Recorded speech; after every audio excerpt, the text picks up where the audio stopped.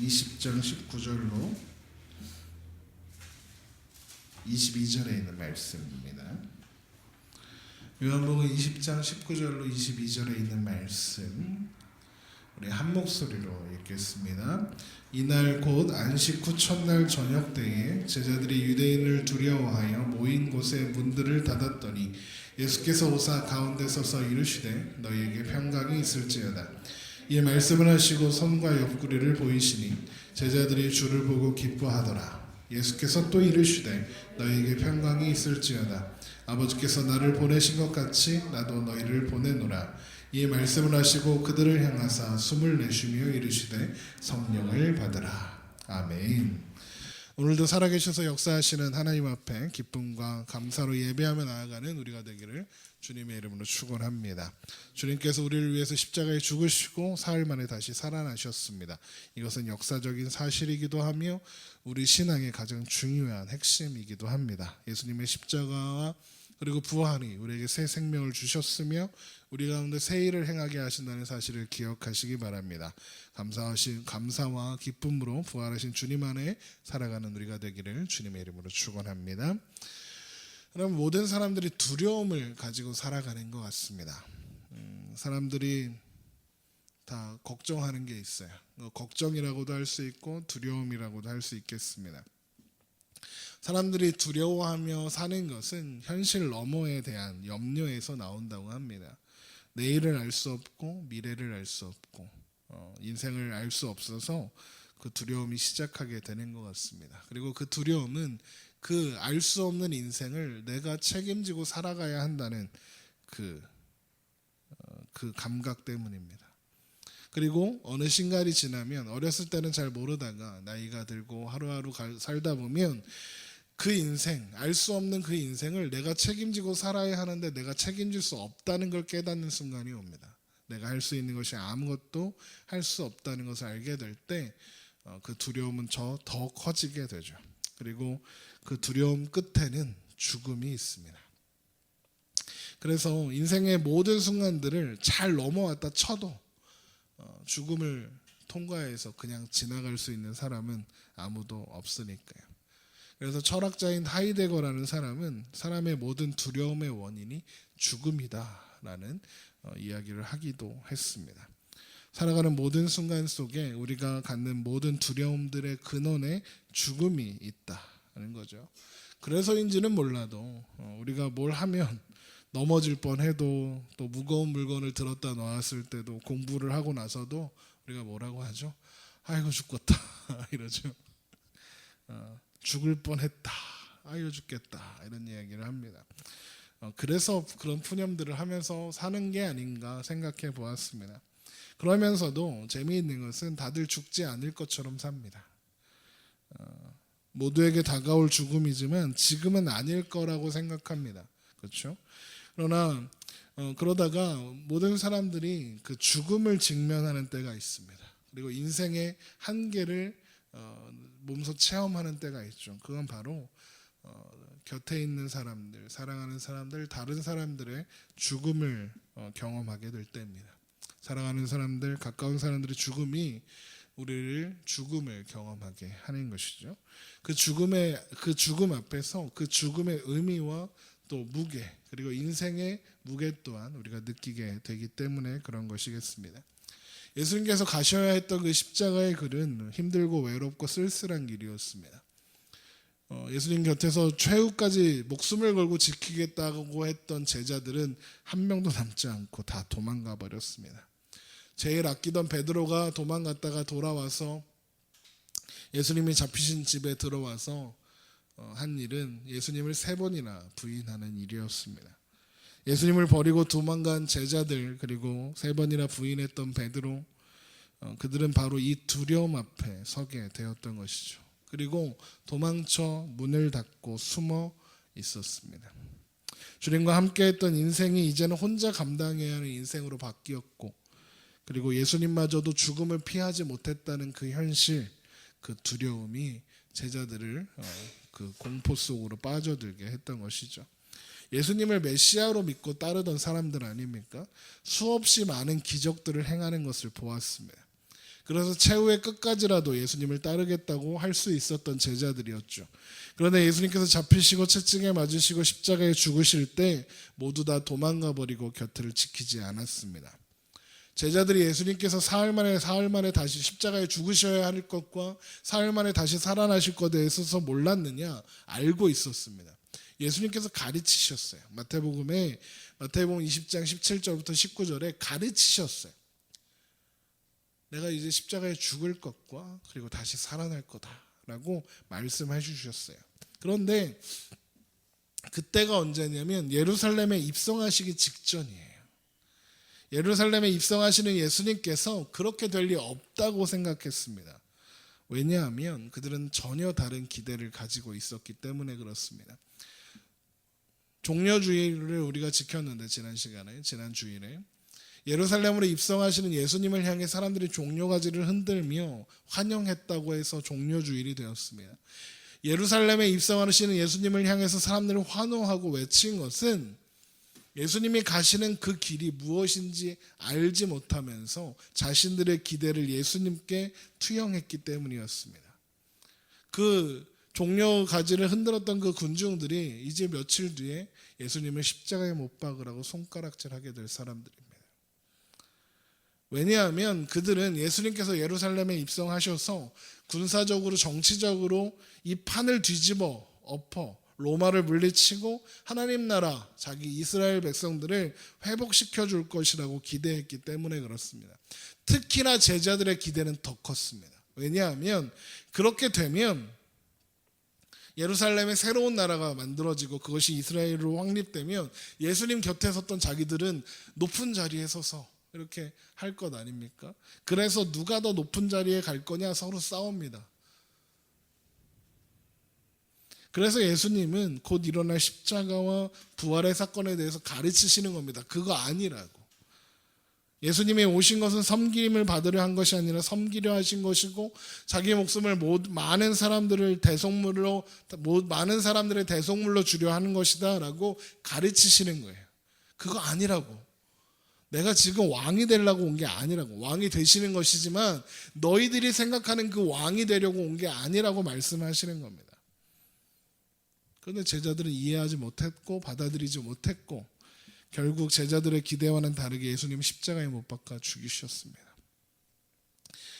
예수님의 죽음과 함께 제자들의 기대와 소망과 그리고 그들이 가졌던 모든 마음들이 다 무너져 내린 겁니다. 그리고 이제 스스로 감당할 수 없는 인생을 감당하고 살아야 한다는 그 두려움, 그리고 죽음에 대한 두려움이 제자들을 찾아온 겁니다. 예수님이 죽었는데 예수님과 함께 하던 사람들을 그냥 놔두지 않겠구나 라는 두려움 때문이었습니다. 그렇게 모두 두려움에 쌓여 있을 때 놀라운 소식이 들려옵니다. 안식 후 첫날 이른 아침에 막달라 마리아가 예수님의 무덤에 가서 보니 돌이 무덤에서 옮겨져 있고 주님의 시신은 보이지 않았습니다. 깜짝 놀라 무덤에 대해서 베드로와 요한에게 가서 이야기를 전합니다. 요한이 달려와서 무덤에 차마 들어가지는 못하고 허리를 굽으려 보니 세마포가 놓인 것을 보았습니다. 베드로가 뒤늦게 도착해서 무덤에 들어가 세마포가 그대로 놓인 것과 머리를 쌌던 수건이 다른 곳에 옮겨진 것을 보게 됩니다. 우리 말씀을 보죠. 요한복음 20장 1절입니다.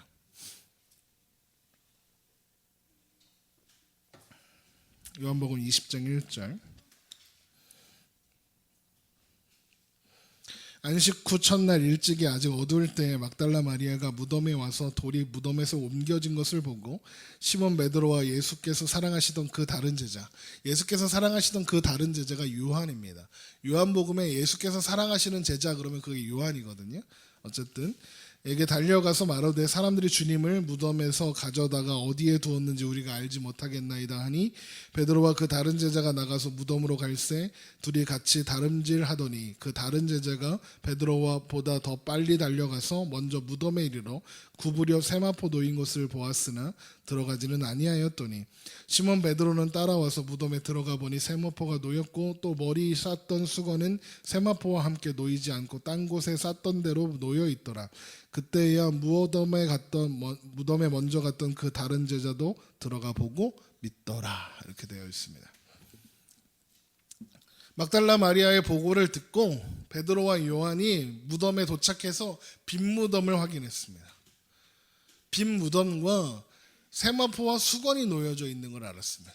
이게 무슨 말이냐면 세마포와 수건이 놓여져 있다는 게 뭔 말이냐면 마치 그 예수님을 쌌던 세마포와 그 머리를 쌌던 수건이 그 안에 내용물만 사라진 것처럼 그냥 그대로 있었다는 겁니다. 그러니까 우리가 옷을 입고 있다가 몸만 쏙 빠져나올 수 있잖아요. 그래서 그대로 있는 겁니다.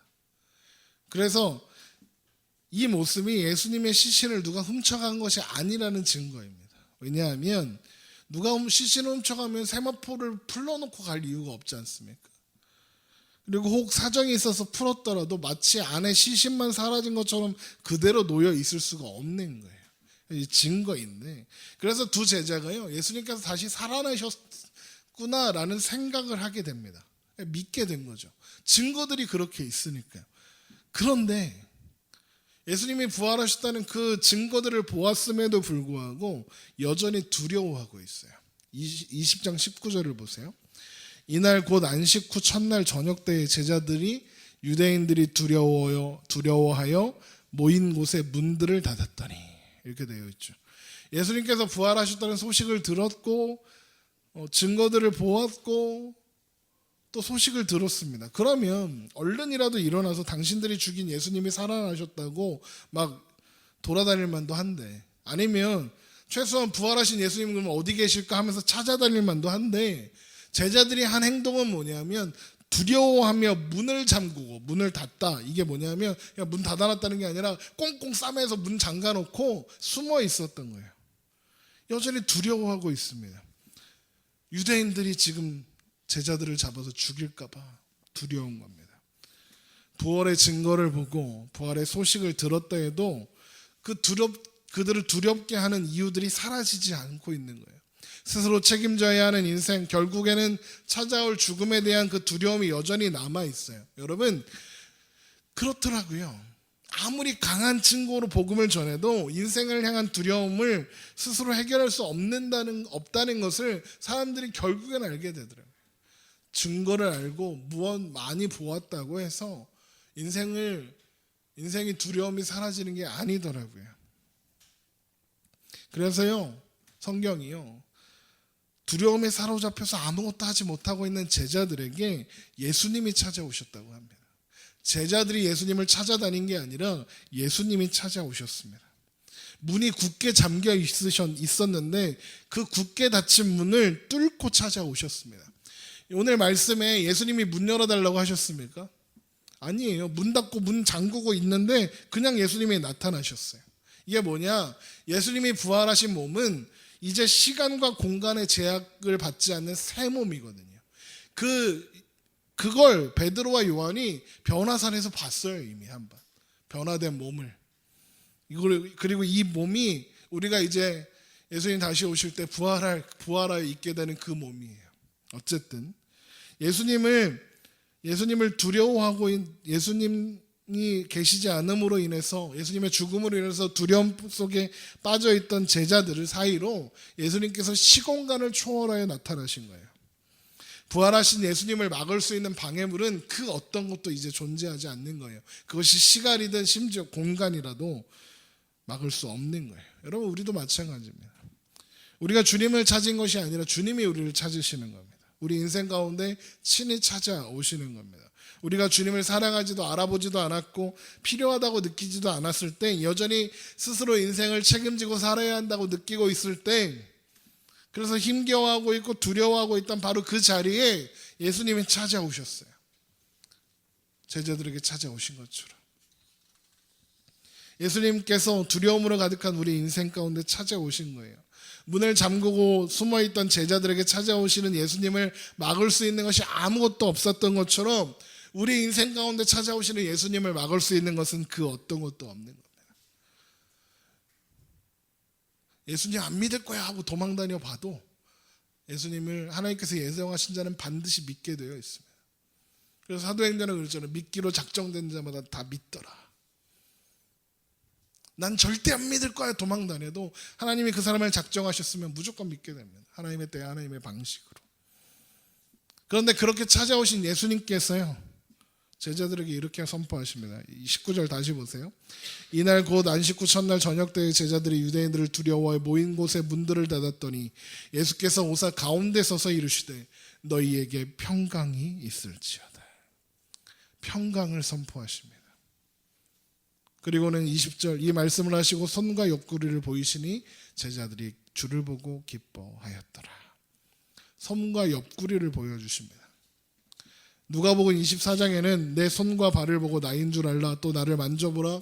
영은 살과 뼈가 없으되 너희 보는 바와 같이 나는 있느니라 라고도 말씀하셨습니다. 손과 발을 옆구리를 보여주시는 이유가 뭘까요? 부활하셔서 시공을 초월하는 새 몸을 입으셨는데 왜 예수님 손과 발의 옆구리를 보라 하실까요? 도마에게 하신 말씀으로 볼 때 마치 그 상처들의 그 흉터가 남아있는 것처럼 말씀하십니다. 그렇게 영광스러운 새 몸에 왜 그렇게 스크래치를 십자가의 흔적들을 남겨두셨을까요? 아니 새 몸을 입었으면 말끔히 씻어져서 그런 흔적도 없어야 되잖아요. 그런데 십자가의 흔적이 남아있다고요. 왜 남겨두셨을까? 십자가는요 당시에 아니 지금 현재도 사람을 죽일 수 있는 가장 끔찍한 형벌입니다. 십자가는 유대인들에게 그래서 저주의 상징이었습니다. 저주와 죽음의 상징이 십자가입니다. 저주와 죽음의 상징인 십자가의 흔적을 새로운 몸을 입으신 예수님께서 그 몸에 남겨두신 것은 이제 너희들이 두려워하는 그 인생의 저주와 너희들이 두려워하고 있는 이 그 죽음의 저주가 너희들이 스스로 책임져야 한다는 그 두려움이 결국 죽고 말 거란 인생의 그 두려움이 그 두려움이 이제 아무것도 아니다는 것을 예수님의 몸에 새겨두셔서 보여주시려는 겁니다. 그 공포스러웠던 십자가도 감히 예수님을 죽일 수 없었다는 것을 그 흔적들을 가지고 보여주시려는 겁니다. 이제는 죽음이 아무것도 아니라는 겁니다. 이제 저주와 죽음이 두려움의 통로였던 십자가를 예수님이 감당하셔서 하나님의 자녀들에게 새 생명을 주시는 통로가 되었다는 것을 그 새 몸에 굳이 흔적을 남기셔서 그렇게 선포해 주시는 겁니다. 그래서 요한일서 4장 18절에 사랑하는 이는 두려움이 없고 온전한 사랑이 두려움을 내쫓는다 하였습니다.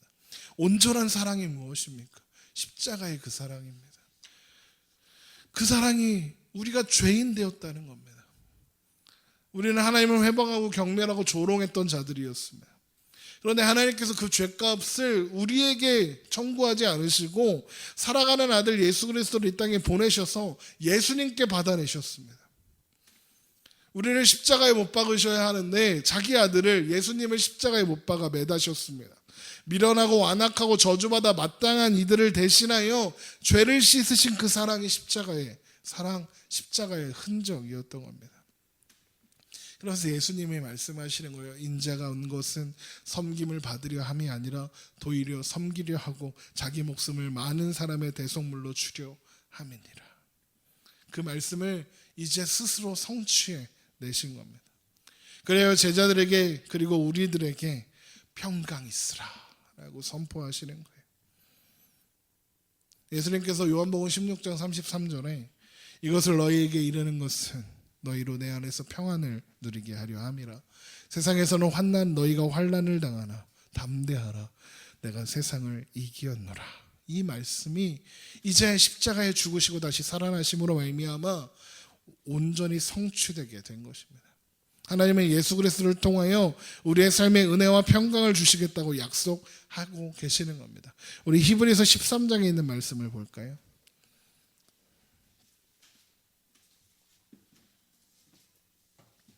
히브리서 13장 20절입니다.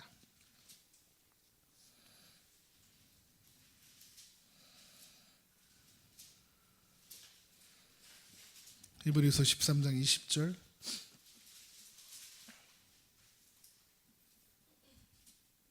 함께 읽겠습니다.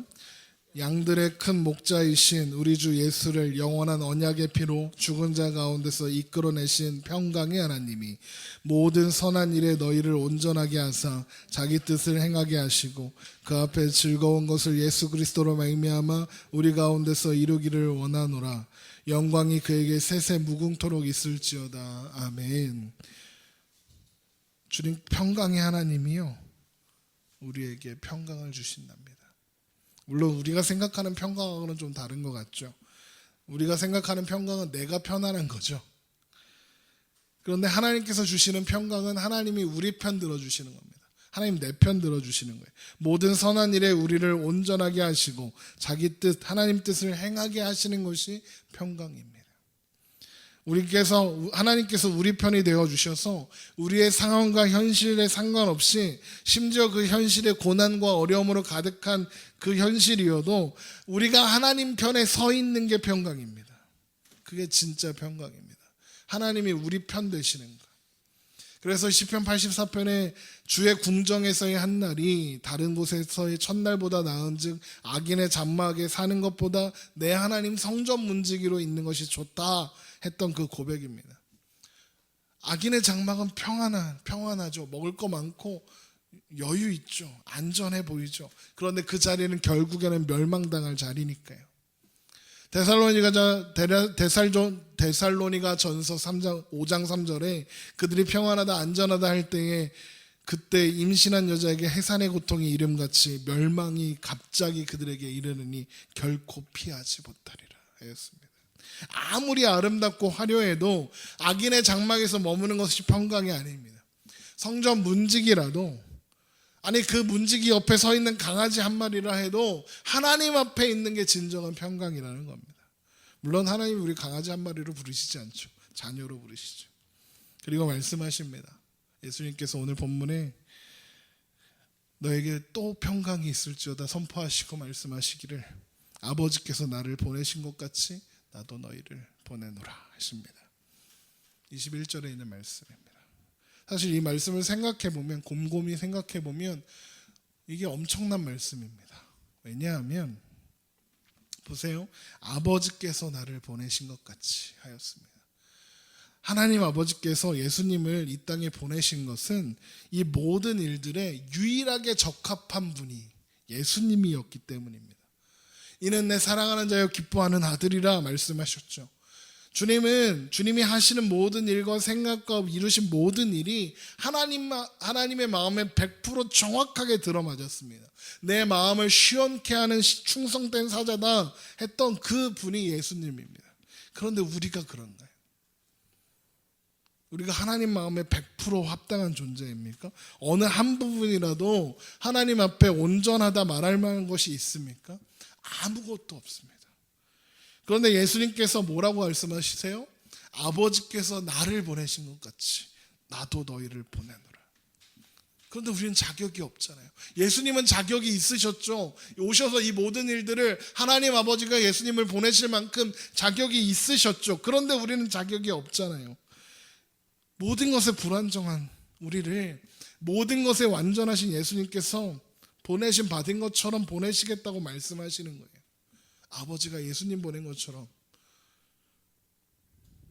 하나님 아버지께서 예수님 보내셔서 십자가에 죽으시고 부활하심으로 말미암아 평강을 이루셨잖아요. 그 말은 뭡니까? 예수님도 우리를 보내서 평강을 이루시겠다는 거예요.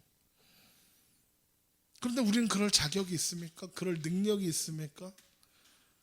그런데 왜 예수님처럼 가라고 하십니까? 그렇게 보내시겠다고 합니까? 우리가 하면 죽도 밥도 안 될 게 뻔하지 않습니까? 여러분 전도할 때 제가 맨날 느끼는 게 그럽니다.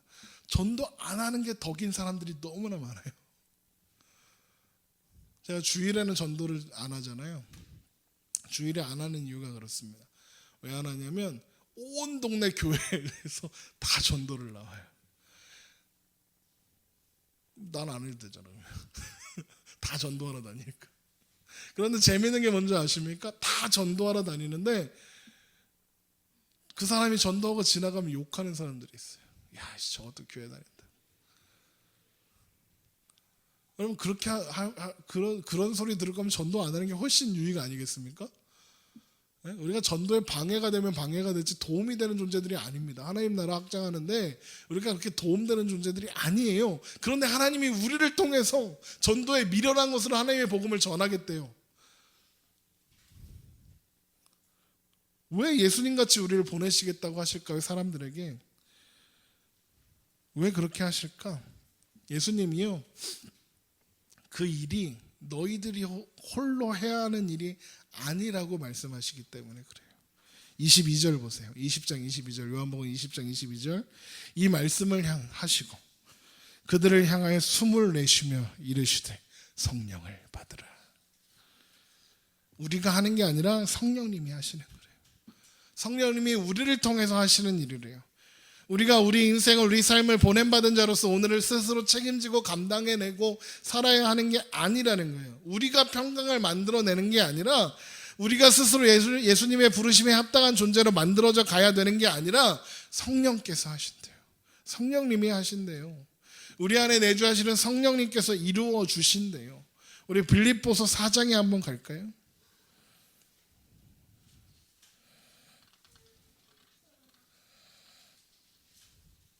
빌립보서 4장 4절 7절까지 보겠습니다. 빌립보서 4장 4절 제가 읽겠습니다. 주 안에서 항상 기뻐하라. 내가 다시 말하노니 기뻐하라. 너희 관용을 모든 사람에게 알게 하라. 주께서 가까우시니라. 아무것도 염려하지 말고 다만 모든 일에 기도와 간구로 너희 구할 것을 감사함으로 하나님께 아뢰라. 그리하면 모든 지각에 뛰어난 하나님의 평강이 그리스도 예수 안에서 너희의 마음과 생각을 지키시리라. 보세요. 일단 말하죠. 기뻐하라고. 너희 관용을 사람들에게 알게 하라고 말씀하시잖아요. 그런데 뭐라고 바로 이어서 뭐라고 해요? 그리하면 모든 지각에 뛰어난 하나님의 평강이 그리스도 예수 안에서 너희 마음과 생각을 지키시리라 하셨어요. 너희 보고 너희가 반드시 너희 마음을 지켜라 하셨습니까? 아니죠. 하나님의 평강이 우리를 지키신대요. 우리는요, 우리가 우리를 책임지고 살려고 해요. 신앙도 그렇게 하려고 해요. 예수님이 우리를 보내신다 하면 그 일을 내가 감당해야 한다고 생각해요. 그래서 무엇이든지 아둥바둥 해보려고 애쓰죠. 그러다가 지쳐서 쓰러지고 넘어지고. 그래서 교회에서 봉사하고 헌신하다가 지쳐갖고 낙심해갖고 이제 난 교회 안 다닐래 하는 사람이 얼마나 많은데요. 여러분, 제가요 한 번은 우리 아이가 이렇게 조립하는 장난감을 이렇게 혼자 조립해보겠다고 막 애를 쓰고 있는 거예요. 나중에 저랑 같이 하자고 이렇게 했던 그건데 제가 딴 일 잠깐 하고 있는 사이에 지가 마음이 급해서 막 낑낑대고 있는 거예요. 그런데 그게요 그렇게 호락호락했던 장난감이 아니거든. 그러니까 아이가 그냥 뚝딱뚝딱 조립할 수 있는 장난감이 아니에요. 혼자 못해요. 그래서 제가 이렇게 보니까 막 낑낑대고 있길래 같이 하자 그랬더니 막 자기가 해보겠다고 막 땡깡을 부리는 거예요. 내가 할 거라고, 내가 할 수 있다고. 그런데 결국에는 자기 마음대로 안 되니까 어떻게 하냐면 울어버리는 거예요. 막 우는 거예요. 막 울면서 징징거리는 거죠. 그래서 이제 달래갖고 저랑 이제 같이 했더니 착착착착 되는 거죠. 그래서 완성한 장난감을 들고 엄마한테 들고 가는 거예요. 그러면서 애가 뭐라는 줄 알아요? 엄마 이거 내가 만들었다 그러는 거예요. 그래서 옆에 서 있던 제가 뭐라고 했을까요? 아니야 그거 내가 만들었는데 이랬을까요? 아니야 맞아 걔가 만들었어. 아이가 다 만든 거야. 그래서 그 다음부터는요 아이가 뭐만 있으면 아빠한테 가져와요. 아빠한테 답이 있다는 걸 이제 안 거죠. 이거를 이제 아빠한테 답이 없을 수도 있다는 걸 깨닫게 되면 이제 아빠는 슬퍼지고 여러분 우리는 예수 안에서 부활 생명으로 부름받은 자들이에요. 우리는 하나님께서 다스리시는 하나님 나라 백성, 하나님 자녀가 되었어요. 그렇다는 것은 우리가 그 나라 사는 사람들이 되었다고, 자녀가 되었다는 뜻이고, 하나님께서 그 나라의 백성들에게 주시겠다고 하는 승리를 하나님의 은혜와 약속으로 부름받았다는 뜻이기도 한 거예요. 하나님 승리하게 하시겠다고 하셨어요. 언제나 그 부르심은 하나님이 허락하셨기 때문에 이루어진 것이고 하나님이 이루실 것이라는 전제가 그 가운데 깔아져 있는 거예요. 하나님이 지키시고 하나님이 이루시는 거예요. 그래서 제가 제일 좋아하는 말씀 빌립보서 1장 6절에 너희 안에 착한 일을 시작하신 이가 그리스도 예수의 날까지 이루실 줄을 우리가 확신하노라. 하나님이 이루시는 거예요. 신앙을 우리 책임 아래 두려고 하지 마세요. 결국엔 실망하고 자책해요. 저도 자꾸 놓쳐서 내가 이것도 못하고 저것도 못하고 이것도 못하고 내가 무슨 목사야 막 이럴 때 되게 많아요. 그때마다 이 말씀을 생각하는 거예요. 여러분 물론 실패하는 건 문제가 아니에요. 실패하고 좌절이 우리를 단단하게 해요. 우리가 뭔가 깨달을 때 실패했을 때요. 승승장구할 때는 뭐 안 깨달아요. 그런데 실패하고 좌절해서 주저앉으면 그제서야 깨닫는 게 있어요. 우리의 신앙 현실이 절망과 고통과 한계 속에 있는 것을 자꾸만 확인하게 되면서, 물론 고통스럽지만 그 모든 일들이 우리를 생명으로 끌고 가니까 실패하는 건 괜찮아요. 그 실패를 가지고도 하나님은 승리를 만들어내시니까. 그런데 그건 안 돼요. 실패해갖고 좌절해서 넘어져갖고 더 이상 안 일어나고 포기하고 때려치는 건 안 돼요. 하나님, 어떻게 이렇게 살도록 그냥 나를 내버려 두십니까? 내가 무슨 하나님 믿는 사람입니까? 이런 한탄의 절로 나와도 그 현실을 책임지는 건 하나님이시니까. 그게 성경이 우리에게 가르치는 거니까요. 여러분, 기독교 신앙이 위대한 것은 약속하신 분이 이루신다는 거예요. 내가 이루어야 되는 게 아니라. 그런데 불교는요, 내가 부처가 돼야 돼요. 평생 열심히 살아서 내가 부처가 돼보려고 했는데 안 되잖아요. 해탈을 못해요. 그래갖고 다시 태어난다고 하는 거예요. 그런데 기독교는 약속하신 분이 이루어 주시겠다고 하시는 거예요. 너희들 보고 하라고 안 하세요. 우리 로마서 8장 24절 보세요.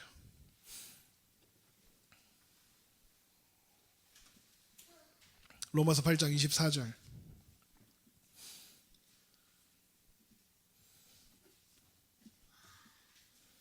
로마서 8장 24절, 26절까지 보겠습니다.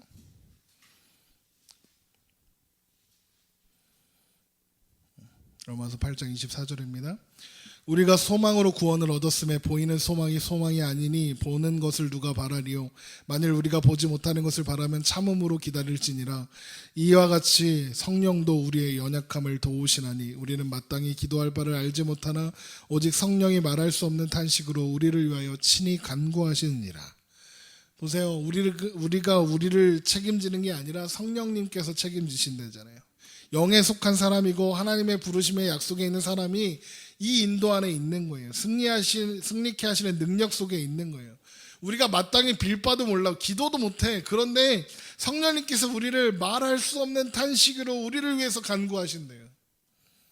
그게 예수님께서 우리에게 주신 부활 생명이에요. 그래서 이어서 이렇게 나와요. 27절 보세요. 로마서 8장 27절. 마음을 살피시는 이가 성령의 생각을 아시나니 이는 성령이 하나님의 뜻대로 성도를 위하여 간구하십니다. 그리고 28절이에요. 유명한 말씀이고 제가 많이 인용하는 말씀이죠. 우리가 알거니와 하나님을 사랑하는 자 곧 그의 뜻대로 부르심을 입은 자들에게는 모든 것이 합력하여 선을 이루니라. 여기 모든 것은 뭐겠습니까? 우리의 열심, 우리의 헌신, 간절함 이런 것도 있겠죠. 그런데 더 있어요. 우리의 바보 같은 모습, 한심한 모습, 게으른 모습, 한계와 실패와 좌절과 무능과 무식과 무지, 완악 이런 거 다 포함되는 거예요. 하나님이 약속하셨고 그 약속의 진실함을, 그 약속의 권능을 예수 안에서 보여주셨어요. 예수님을 죽은 자 가운데서 살아나게 하셨어요. 그게 부활 생명입니다. 죽으면 무섭죠. 성공해도 죽고 능력 있어도 죽고 착해도 죽고 나빠도 죽고 다 죽습니다. 그러나 그 죽음을 깨는 부활 생명이 우리 가운데 주어졌습니다. 그러면 뭐가 두렵습니까? 우리는 어떤 부족함과 무능함과 그런 많은 우리의 잘못들과 한계들이 있어도 하나님의 이 신비한 능력과 약속을 깰 수는 없는 겁니다. 그래서 부활이 제자들의 두려움을 끝내고 기뻐하게 한 겁니다. 그리고 이제 후로는 제자들이 성령을 받고 나서는 죽음의 공포로 인한 인생의 모든 두려움을 이긴 채로 살아가요. 베드로가요, 감옥에 갇혀서 죽을 날 기다리고 있는데 자잖아요. 천사가 구해주러 왔는데 막 발로 걷어차야 일어나요. 아주 쿨쿨 자요. 아이고. 스데반은요, 자기를 죽이겠다고 돌이 날아오는데 오히려 자기를 향해서 돌을 던지는 그 사람들을 걱정하면서 주여 이 죄를 저들에게 돌리지 마옵소서라고 기도해요. 그리고 자요. 죽었어요. 그들에게 죽음에 대한 두려움은 더 이상 없어요. 제가 스데반을 좋아하는 것은 그의 마지막 순간에 예수님을 봐요. 그런데 예수님이 보좌에 앉아 계시지 않고요, 예수님이 보좌에 일어서서 스데반을 보고 계세요. 그 놀라운 광경을 예수님이 기쁨과 감격으로 스데반을 만나 이렇게 품에 안으시려고 보좌에서 일어나셔서 보고 계시는 그 모습 때문에 제가 스데반을 좋아해요. 여러분, 더 이상 두려움은 없는 거예요. 온전한 사랑을 누리고 있기 때문입니다. 영원한 부활의 속망을 이루는 것이 스스로의 힘이 아니라 하나님께서 이루시고야 많은 일을 마시는 것을 제자들이 이제 알게 되었기 때문에 그렇습니다. 우리 주 예수 그리스도로 말미암아 우리에게 승리를 주시는 하나님께 감사하노니, 여러분, 예수님으로 말미암아 하나님께서 우리에게 승리를 주십니다. 우리의 삶의 모든 순간들이 결국에는 이기게 하시는 하나님의 능하신 손 안에 있습니다. 그것을 확인하고 믿음으로 오늘 하루를 사시기 바랍니다. 평강을 모르고 사는 자들에게 똑같이 살아가는 우리의 모습 속에서 그 사람과 나의 차이점은 예수 믿고 예수 안 믿고 하나 차이인데, 그 사람에게는 평강이 없고 나에게는 평강이 있다는 걸 여러분 드러내시기 바랍니다. 여러분을 통해서 평강이 전해지는 존재가 되길 바랍니다. 인생의 두려움을 이기는 진정한 사랑이 나누어지는 존재로 예수님께서 우리를 그렇게 보내셨습니다. 그 일을 우리 안에서 성령께서 이루어내시겠답니다. 하나님의 약속이 그렇게 이루어지게 하시겠답니다. 우리가 그렇게 오늘도 믿음으로 부활 생명 안에 있는 자로 그렇게 살아내는 우리가 되기를 주님의 이름으로 축원합니다. 예수님 부활하셨습니다. 그 부활 생명이 우리에게 주어졌다는 사실을 여러분 기억하시기 바랍니다. 기도하겠습니다.